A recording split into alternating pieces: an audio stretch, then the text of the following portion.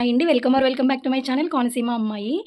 నేను వచ్చేసి ఈ వీడియోలో మన చైల్డ్‌హుడ్ మెమరీస్ అంటే స్కూల్ రీఓపెనింగ్ చేసినప్పుడు మనం ఎలా ఫీల్ అయ్యేవాళ్ళం, అసలు మనం చేసే థింగ్స్ ఏంటో, మనం చేసే హడావిడి దాని గురించి అయితే నాకు ఎందుకో గుర్తొచ్చి నాకు వీడియో చేయాలనిపించింది. లైక్ ఫీలింగ్ నాస్టాల్జిక్ అనమాట. సో, చిన్నప్పుడు స్కూల్ రీఓపెనింగ్ అంటే కరెక్ట్‌గా జూన్ 12 అంటే స్కూల్ రీఓపెన్ అయిపోయేదనమాట. ఇంకా చూడాలండి మామూలు హడావిడి కాదు. కొత్త బ్యాగు, కొత్త షూస్, ఇంకా కొత్త సాక్స్‌లు, కొత్త పెన్స్, మొత్తం కొత్త కంపాస్ బాక్స్ ఇంకన్నీ. ఇంకా కొత్త బుక్స్ అంటే ఇంక అసలు బాబోయ్! దానికి అట్టలేయడానికి ఇంక మామూలు హడావిడి కాదు. షూ కొనుక్కోవడానికి వెళ్ళినప్పుడైతే వాళ్ళు షూ షాప్ వాళ్ళు ఉంటారు కదా, వాళ్ళైతే మనకి బుక్ మీద బయట లేబుల్స్ అంటించుకుంటాం కదా, బొమ్మలవి నేమ్ రాసుకునేవి, అవైతే ఫ్రీగా ఇచ్చేవారు కదా. మీకు ఎవరికైనా గుర్తుంటే కమెంట్ చేయండి. ఇంకా వచ్చేసి అసలు ఆ యూనిఫామ్ కుట్టించుకోవడం, కొత్త కొత్తవి, కొత్త బుక్స్, ఇంకా ఫస్ట్ డే స్కూల్కి వెళ్ళామంటే అంత కొత్తది ఉండాలన్నమాట. అంటే లైక్ లంచ్ బాక్స్ కొత్తది, బ్యాగ్ కొత్తది, అన్నీ కొత్తవే. ఇంకా మామూలు ఫోర్స్ కొట్టమే. ఇంకా ఇది చూడు నా బ్యాగ్కి ఎన్ని జిప్పులు ఉన్నాయో, నీ బ్యాగ్ బాగుంది అని చెప్పేసి ఇంకా అలా అనుకుంటారు కదా. ఇంకా మేమైతే మా మమ్మీ, మా డాడీ, తమ్ముడు, నేను నలుగురం కలిపి బుక్కులు కట్టలేసేవాళ్ళం అనమాట.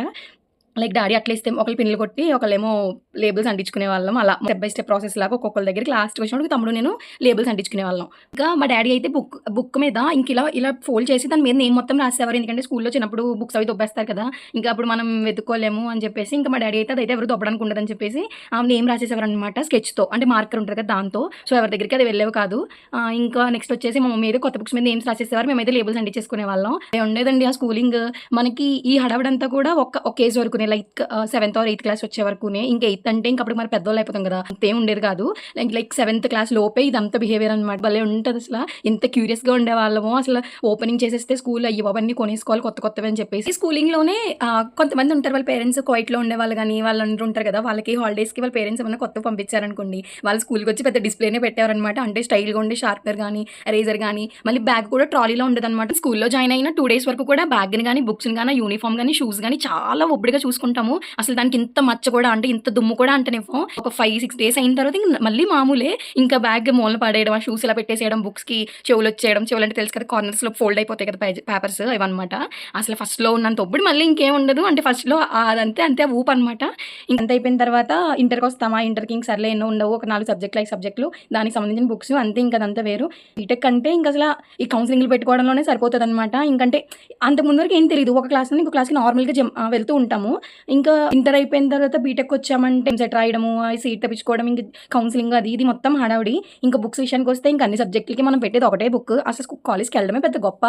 అసలు అలా ఇలాంటి డేస్ నుండి మనం అంతవరకు ఎదిగిపోయాం. అసలు ఇప్పుడు అవన్నీ తలుచుకుంటే అసలు భలే అనిపిస్తుంది. అసలు అయ్యో చాలా మిస్ అవుతున్నాం అని చెప్పేసి.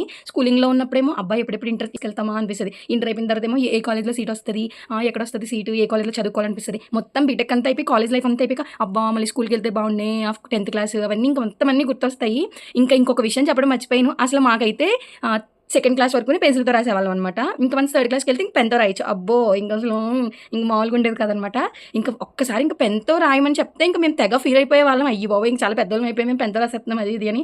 అసలు అది ఎంత ఇన్నోసెంటేజో కదండి. ఇంకా ఇప్పుడు ప్రెసెంట్ ఈ జనరేషన్లో ఉండే కిడ్స్ ఎలా ఉంటారు నాకు తెలియదు, కానీ మేము 20 కిడ్స్ అనమాట. సో మేము జనరేషన్లో పుట్టినందుకు చాలా లక్కీగా ఫీల్ అవుతాము. ఎందుకంటే చాలా ఇన్నోసెంట్ ఏజ్ అనమాట అది. ఇప్పుడు ఫోన్స్ అవేం ఎందుకు నాకు గుర్తొచ్చి షేర్ చేసుకోవాలనిపించింది, అందుకే వీడియో చేశాను. మీకు నచ్చినట్లయితే వీడియోని లైక్ చేయండి, subscribe. Thank you for watching.